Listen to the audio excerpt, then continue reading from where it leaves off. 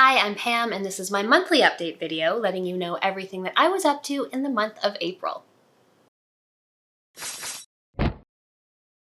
Hey everyone, happy spring. I hope you're all doing well. Sadly, last month, as soon as the temperatures started staying above zero consistently, I got sick, and I was sick for like almost 2 weeks, and I'm just starting to feel better, although you can probably still hear it in my voice that I'm not entirely all the way there yet, but I am on the mend. It did make it a bit of a slow month in terms of producing content and streaming. I had to cancel a bunch of streams. But on to things I actually did do. There was a new episode of Point and Drink Adventure. Michelle and I drank New York sours, which were absolutely delicious. We also talked about a lot of religious movies, or about movies about religious people, and Michelle talked a bunch about Silent Hill 3, which she just finished playing on stream last night, which was a lot of fun. You should check out that episode if you haven't heard it already.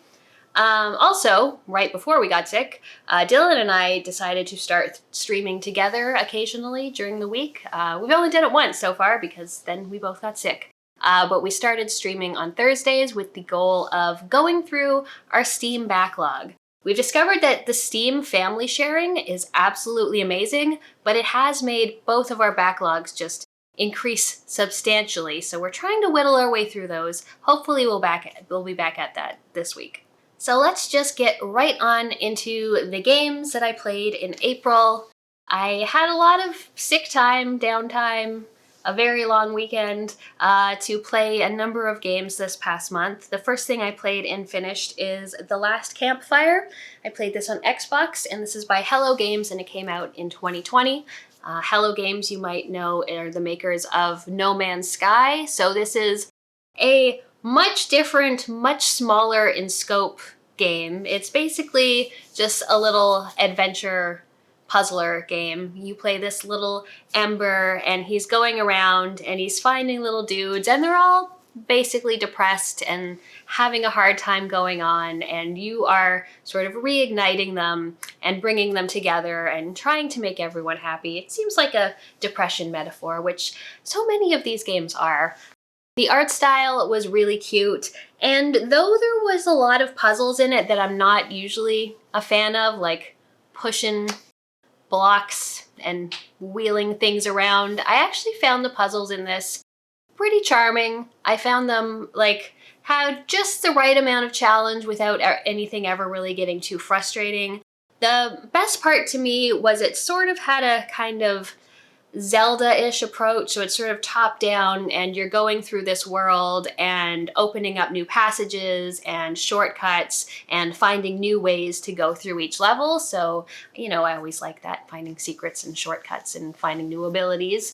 So I really liked the sort of overworld map of how it worked, and then each sort of world had a very satisfying number of puzzles, and the puzzles are all mainly contained into their own little puzzle room, and you go through. So overall, I thought this was very cute, very charming. I think it took me probably maybe 4 or 5 hours to play, and I enjoyed my time with it. So if you're looking for a little charming, on the simpler side puzzler, I definitely do recommend The Last Campfire.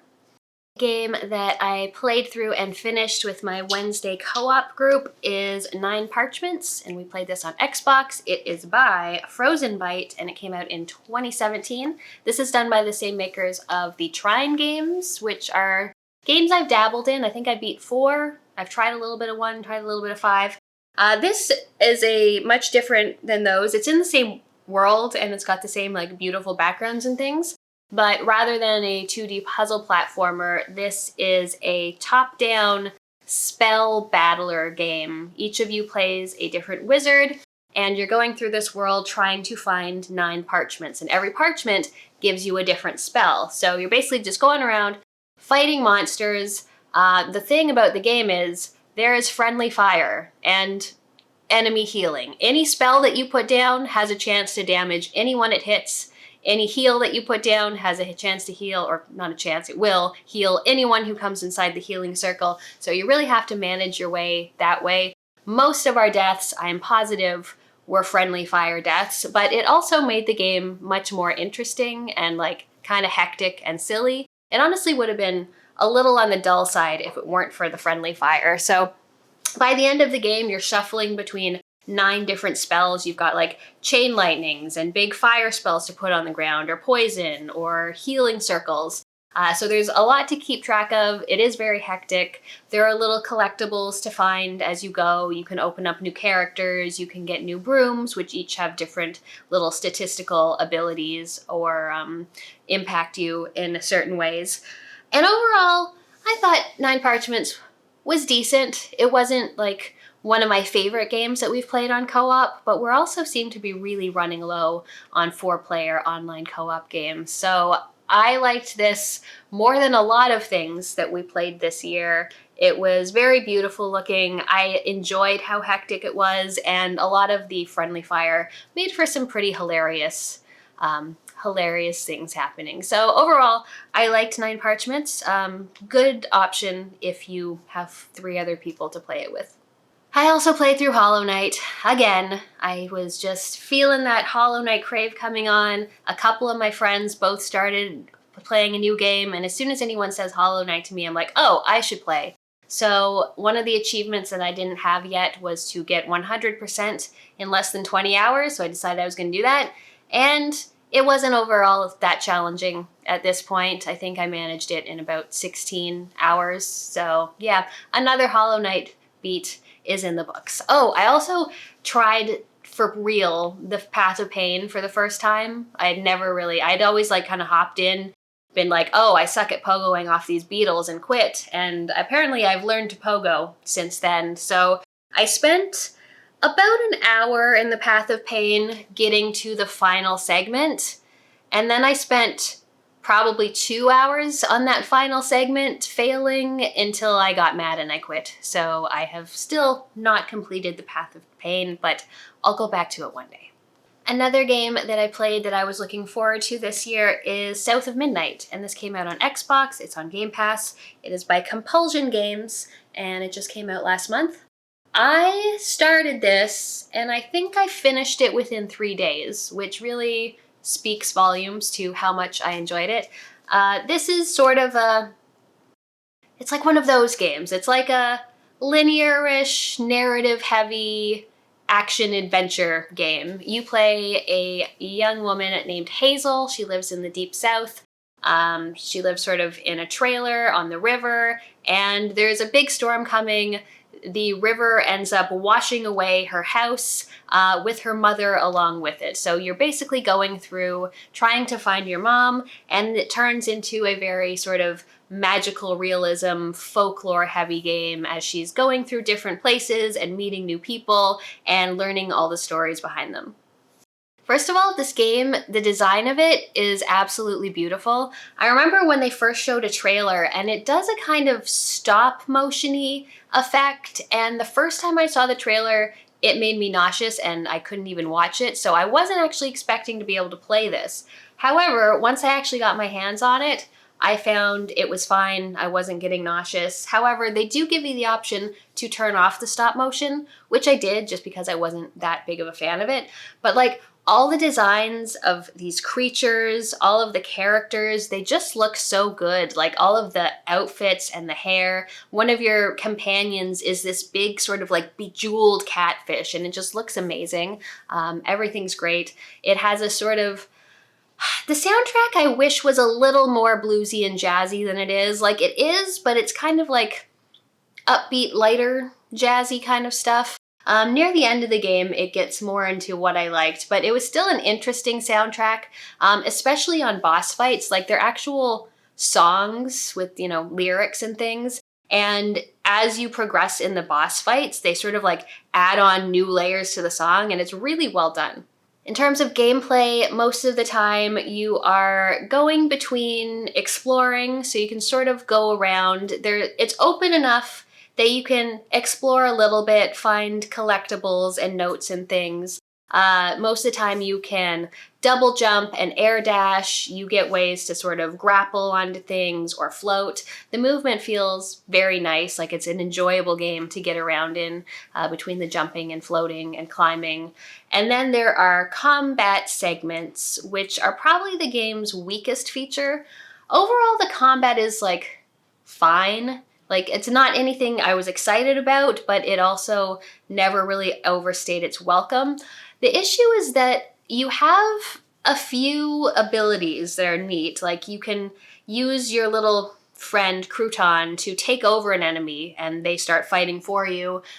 You can also like wrap up an enemy or draw an enemy towards you or like push an enemy away. And when you have those up, it's fun combat.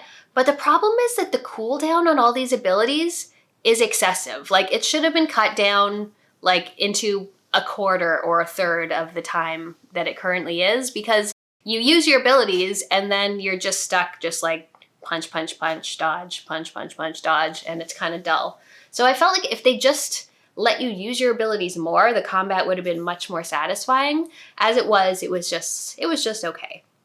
But I really like the story, I really like the writing and all the voice performances.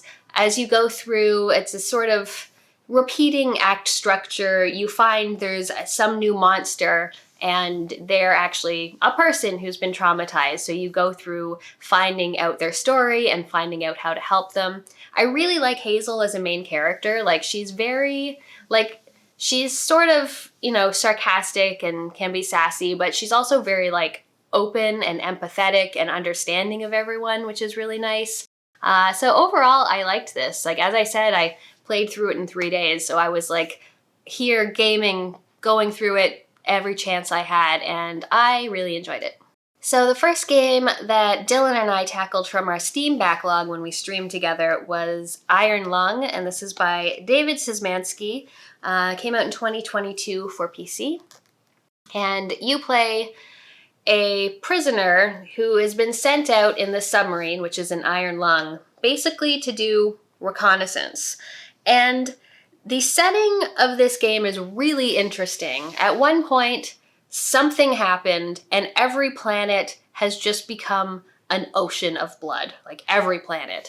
And so they take these prisoners, you don't know what you are in prison for, and as rehabilitation, they send you down in the submarine to take pictures to try and see if there's any life or wildlife or anything that anyone can find out.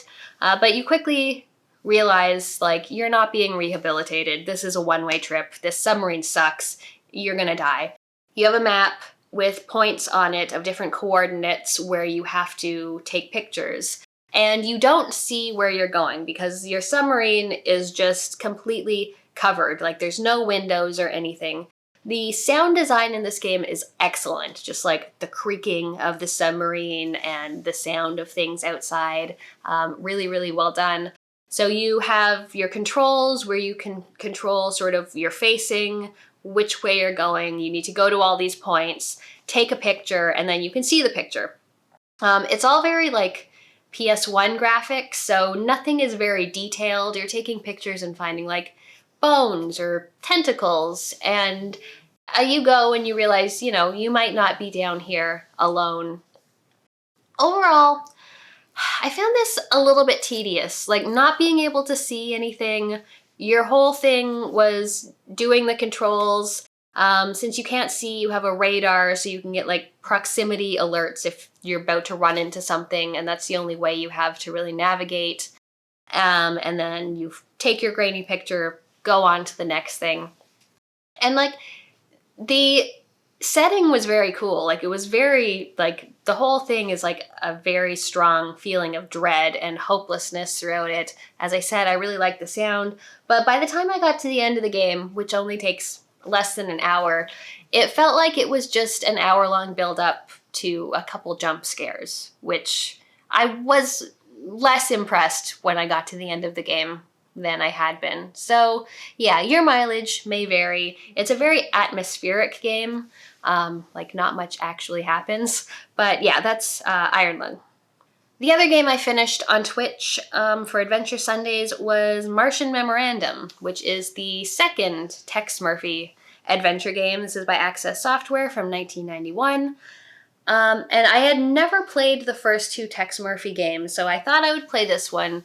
It's basically functions like a point-and-click adventure. You play as Tex, you're a detective, the richest man on earth, his daughter has been kidnapped and you're trying to track her down. And then, of course, things escalate into greater conspiracies. For a 1991 game, it is ahead of its time. Like, there are sort of pictures of real people. There's some voice acting in it. It sounds, a little robot-y, but pretty good.